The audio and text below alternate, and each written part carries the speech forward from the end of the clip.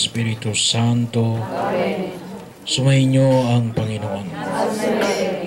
Mga kapatid, sa banal na pagdiriwang na ito, pagsisihan natin ang ating mga kasalanan, mga pagkukulang. Inaamin ko sa makapangyarihang Diyos at sa inyo, mga kapatid, na lubha akong nagkasala sa isip, salita, sa gawa, at sa aking pagkukulang. Kaya sinasama ko sa lahat ng mga anghel, mga banal, at sa mga kapatid na ako'y tunangin sa Panginoong Diyos.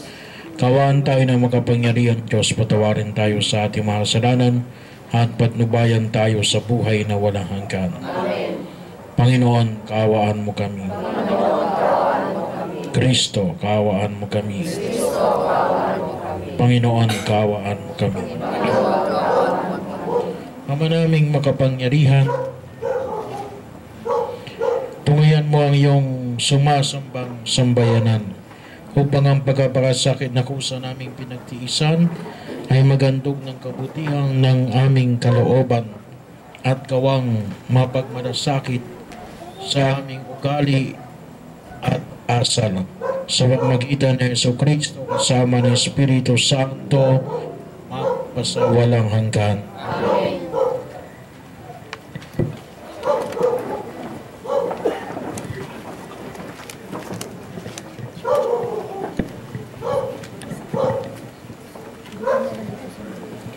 Pagbasa mula sa aklat ni Propeta Jonas.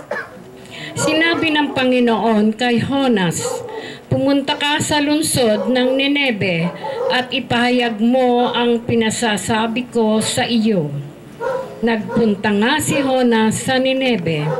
Malaki ang lungsod na ito. Aabutin ng 3 araw kung lalakaring pabagtas. Siya'y pumasok sa lungsod. Pagkaraan ng maghapong paglalakad, malakas niyang ipinahayag.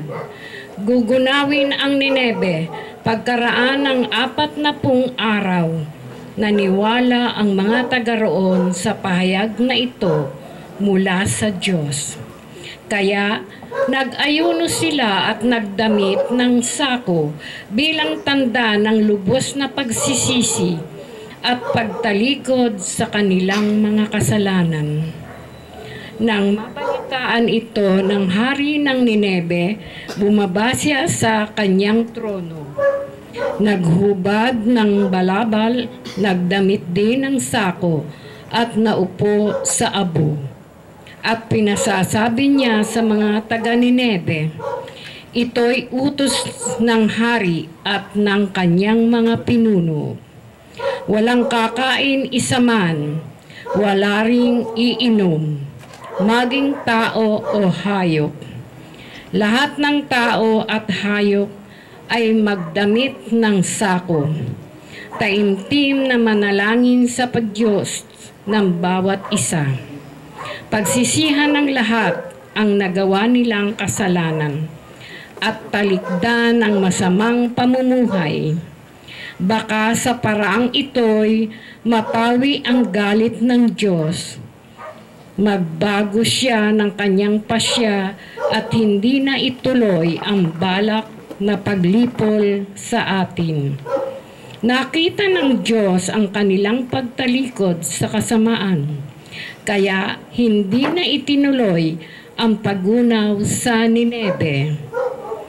Ang salita ng Diyos. Salamat sa Diyos.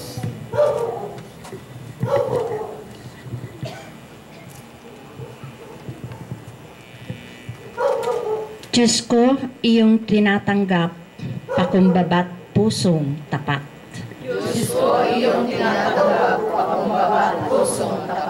Ako'y kaawan o mahal kong Diyos, sangayon sa iyong kagandahang loob, mga kasalanan ko'y iyong pawiin, ayon din sa iyong pag-ibig sa akin. Hugasan mo sana ang aking karumhan, dalisayin mo ang aking kasalanan.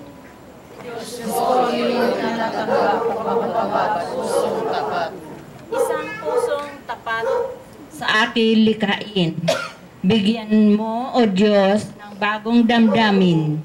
Sa iyong harapay huwag akong alisin. Ang Espiritu mo ang papaghariin.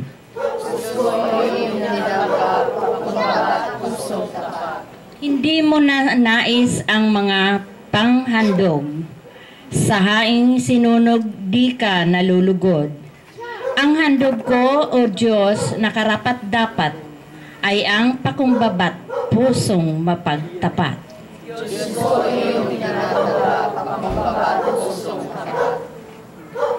Tumayo po. Luwalhati at papuri, Panginoon Jesucristo. Luwalhati at papuri, Panginoon Jesucristo. Magsisi tayong mataos, halinang magbalik loob sa pagpatawad sa Diyos. Sa Kanya tayo'y dumulog at manumbalik na lubos.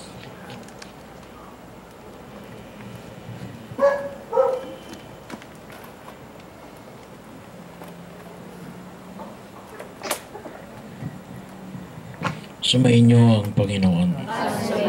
Ang mabuting balita ng Panginoon ayon kay San Lucas.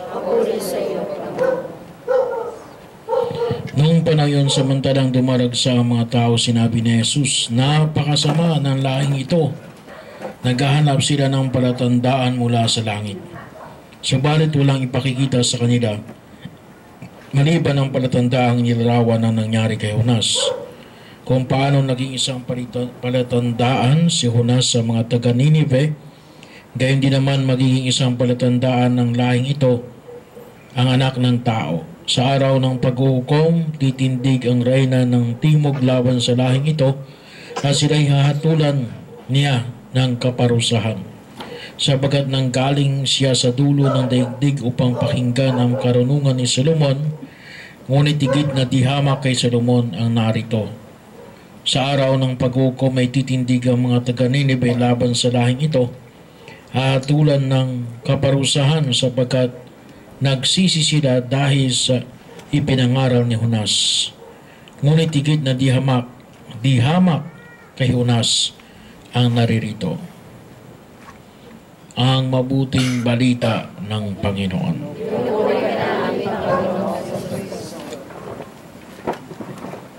Napakasama ng lahing ito. Ito yung pahayag po ni Jesus sa mga taga-Israelita. Bakit po nabanggit ni Jesus sa mga salitang ito? Sapagkat bahagi yun na kung saan ay ayaw nilang kilalanin si Jesus. Bagamat kitang-kita na yung katotohanan ng kanyang mga sinabi. Kaya lamang, ano pang hinahanap nila? Ang isang tanda mula sa langit. Ay hindi nila nakita mismo na si Jesus ay yung tanda na mula sa langit. Hindi nila napapansin. Bakit? Kasi nga kapag ang isang tao ay ang hinahanap ay pangit, kahit anong maganda na sa harapan niya, hindi niya makikita yun. Kasi ang hinahanap niya ay pangit. Kaya hindi nila nakita sa Jesus. Hindi dahil sa mga wala silang mga mata. Hindi dahil sa hindi nila nalalaman yung mga kababalagan na ginawa ni Jesus. Ngunit dahil ayaw niya silang kilalanin. Kaya nga yung paanyaya na ibinigay ni Jesus ay yung halimbawa na ibinigay niya ay katulad po halimbawa ng karunungan ni Solomon at ng pangangaral ni Jonas. Well, yung karunungan ni Solomon ay pinakita niya sa pamagitan ng kanyang pagdesisyon, bilang isang hari, isang bagay na kung saan ay nakita yung pag-unlad sa bayang Israel, gawa ng kanyang karunungan, gawa ng kanyang kaalaman na nanggaling sa Diyos. At ang mga taga-Ninibe sa pamagitan ng pangangaral ni Jonas. Pero kung makikita po natin, wala namang kababalahang ginawa si Jonas. Ano lang ang kaniyang ipinahayag? Magsisi kayo. Magugunaw na yung daigdig. Magsisi kayo sa inyong mga kasalanan sapagkat kayo ay gugunawin ng Diyos gawa ng inyong pagkakasala. So hindi niya na tinignan kung sino ba itong si Jonas, kasi sabi nga natin kalarating lang siya roon. Siya lamang ay ibinuga ng balyena na kung saan ay doon sa lugar na yon. So hindi siya kinikilala roon, pero dahil sa kanyang ibinangaral na tama, kahit na hindi siya kilala, yun yung tinignan ng mga taga-Ninibe, na sila kinakailangan magsisi at taligdan ng kanilang mga kasalanan. Kaya yun yung pagkilos sa kanilang ginawa, kasi naging mulat yung kanilang kaisipan sa isang katotohanan na nasa kanilang harapan. Kaya napakahalaga po, isang bagay na kung saan ay makita natin ang tunay na kahalagahan ng pagkita ng katotohanan sa gitna natin. At sabi nga natin ay ito ay makakamit lamang natin sa pamamagitan ng tulong at awa ng Diyos. Kinakailangan natin yung biyaya ng Diyos. Bagay na kung saan ay siyang magbibigay ng panahon upang buksan ang ating mga puso sa katotohanan. Kinakailangan din nating ihanda ang ating sarili para matanggap ang nabanggit na katotohanan, upang maliwanagan tayo sa pagtahak natin sa daigdig na ito. At yan po yung nangailangan ng isang kababaan ng kalooban. At maliwanag ko na kung saan ay ang ating patron, si San Martin de Porres, ay mayaman sa kababaan ng kalooban. Sapagkat anumang galing ng isang tao na nakipag-usap sa iyo, pero dahil sa hindi mo nakikita yung katotohanan, ang nakikita mo yung sarili mo, ay hindi ka maniniwala. Kahit ang sabi nga natin ay nariyan na yung ebidensya. Kitang-kita na yung ebidensya. Maliwanag pa sa sikat ng araw. Pero kapag ang puso natin ay sarado sa pagkilos ng Diyos, hindi natin mararamdaman ang kanyang paggalaw sa buhay na ito. Hindi natin makikita ang kanyang pagliligtas sa ating pang-araw-araw na gawain sa daigdig na ito. Kaya ito yung bagay na kung saan hinihiling natin na nawa ay maging gabay ho natin. Kasi kung tusin po, ito yung pinakasusi lamang upang makita natin yung isang maliwanag na pagtugon sa mga suliranin na ating inaharap sa daigdig na ito. Kapag nakita natin na ito, may mga bagay na kinakailangan nating baguhin sa buhay na ito. Kahit na sino magsabi, pero dahil sa tama yung kanyang sinasabi, ay gagawin natin. Kasi naging bukas yung ating sarili sa pagtanggap sa isang pagkakamali upang higit na matuwid natin ang ating pagkilos sa daigdig na ito. At yun yung mahalagang mga bagay na kung saan ay kinakailangan natin na ipanalangin sa harapan ng Poong May Kapal. Sabagkat kinakailangan na tayo mismo ay makumbinsi sa isang katotohanan na kinakailangan nating baguhin ang ating sarili, lalong mapalapit sa Diyos. Kinakailangan natin ng isang pagpapanibago ng ating buhay upang ligit natin makita yung pagkilos ng Diyos sa ating buhay. Kasi may mga tao na sa tingin nila, hindi ko na kinakailangan na magbago. Okay na ito. Hindi, para ang taong ito ay tunay na kumilos at makita niya yung bagay na kinakailangan niyang gawin ay kapag handa yung kanyang kalooban. Natanggapin ang katotohanan na ito, na may kinakailangan siyang gawin sa kanyang sarili para makita yung pagbabago na hinahanap, lalong-lalo na po kapag ang pinag-usapan natin ay ang pagliligtas natin mula sa kasalanan at kapahamakan upang lubos natin pakinabangan ang kanyang biyaya ng buhay na walang hanggan. Kaya ito yung idalangin natin sa harapan ng Poong May Kapal. Hindi lamang po makumbinsi, kaya nga yung salitang tinatawag nating metanoia, yung pagbabago ng puso, yung kung tawagin po natin ay pagtalikod, about face, sa isang bagay na alam natin na makapagdudulot sa atin ng kahirapan at kapahamakan. Sabagat ito ay hindi sang-ayon sa harapan ng Diyos.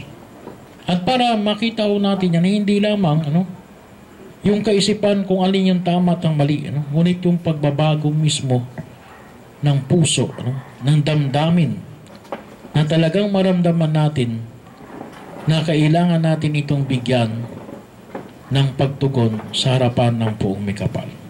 Kaya nga po, ngayong panahon ng Kwaresma, sabi nga natin ngayong panahon ng Kwaresma, meron tayong 3 pinakatema na dapat natin bigyan ng pansin. Ano ito? Ang pag-aayuno, panalangin, at saka kawang gawa. Itong 3 ito ay pamamaraan na kung saan ay makatulong sa atin. Makatulong sa atin para tayo ay tunay na makita yung pagbabago na kinakailangan nating harapin sa daigdig na ito. Isang hamon na ibinibigay sa atin ng Poong May Kapal ay maliwanag ngayong panahon ng Kwaresma. Sabi nga natin ay hindi pwede na katulad din noong 1 taon. Hindi. Kasi may pagbabago. Kinakailangan ay mas maigi kaysa noong nakaraang taon.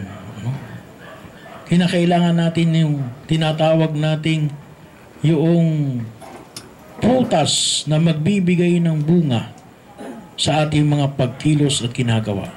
Hindi pwedeng static. Hindi pwedeng yun lang. Hindi, kinakailangan mayroong may mababago. Pabuti. Patungo sa kadakilaan ng Diyos. At yun hilingin natin. Magkaroon tayo ng puso na makita yung bagay na ipinapahayag natin sa Poong May Kapal. Ay hilingin natin na palambutin ang ating mga damdamin upang makita natin yung mga bagay na kinakailangan pa natin na bigyan ng higit na pagtugon. Nung bang sa ganon ay lalo tayong umunlad sa ating pakipag-ugnayan sa Diyos at higit natin pakinabangan ng kanyang biyaya at pagkapala. Hindi lamang po kasi kung sabi natin na alam ko, kinakailangan kong magbago. Pero nakita ko natin ay anong sabi nga, wala tayong lakas. wala tayong lakas. Kaya nga sabi natin, kinakailangan natin balikan yung isa sa prinsipyo na binigyan natin kanong linggo, no? Yung apat, yung pang-apat. Ano yung pang-apat? Na kung ang kasalanan ay gawa ng ito ay kaakibat ng natura ng tao, tanging lamang ang tulong ng Diyos ang magbibigay sa atin ng lakas na ito ay mapagtagumpayan. No? So, ganun din po, no? Kinakailangan natin palaging hilingin, no? Ang biyaya at pagkapada ng Poong May Kapal. Kaya nga po yung kahalagahan ng mga pananalitang binahagi natin, no? Sa tulong at awa ng Diyos. No? Kahit na ho, sa pagbabago ng buhay ng tao.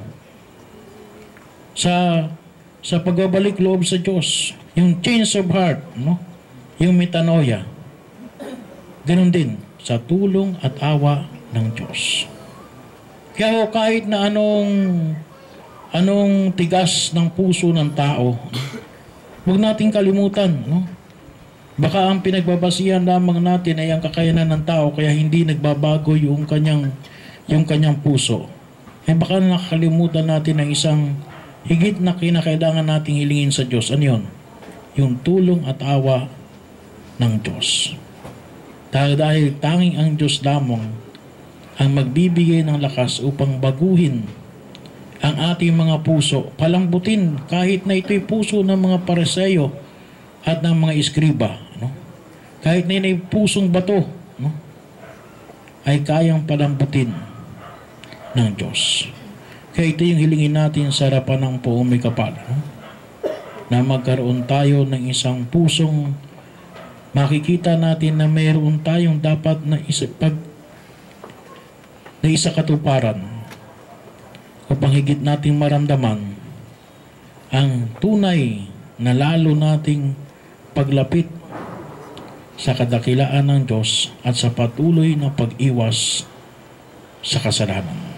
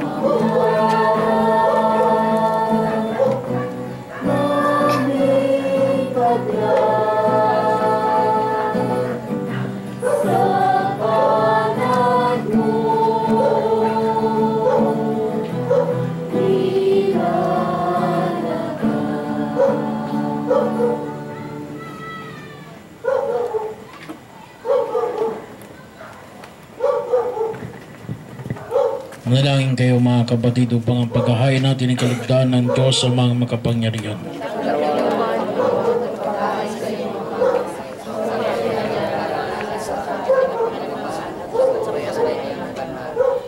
Sama natin sa pasalamat si Hermie Torimoro at pamilya. Marlos Silverio,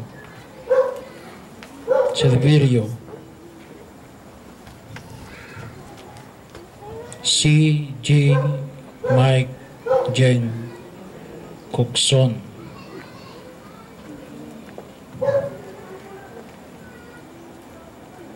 Pastor Fide family, Dadika family,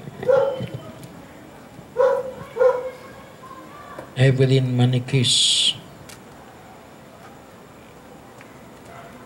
Corazon Kaak, Coxon family, Sir Alice Lagunain family, para sa kaluluwa ni Clyde Miguel.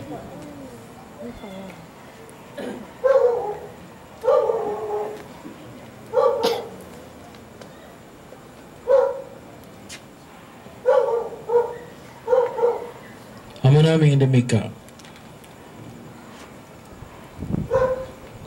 ang iyong mga kaloob ay aming inihain upang sambahin ang ngalan mo. Mapagsaluhan nawa namin ito sa pakikinabang bilang tagapagdulot ng iyong walang maliw na kagalingan. Sa pamamagitan ni Jesucristo kasama ng Espiritu Santo, magpasawalang hanggan. Sumayin niyo ang Panginoon. Taas sa Diyos ang inyong puso at diwa. Pasalamatan natin ang Panginoong ating Diyos. Ama naming makapangyarihan, tunay ngang marapat na ikaw ay aming pasalamatan.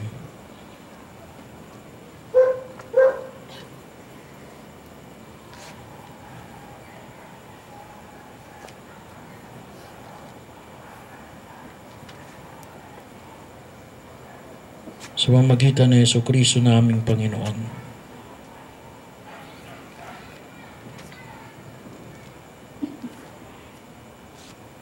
Binibigyan mo kami ng bagong pagkakataon upang ganapin ang paghahanda ngayon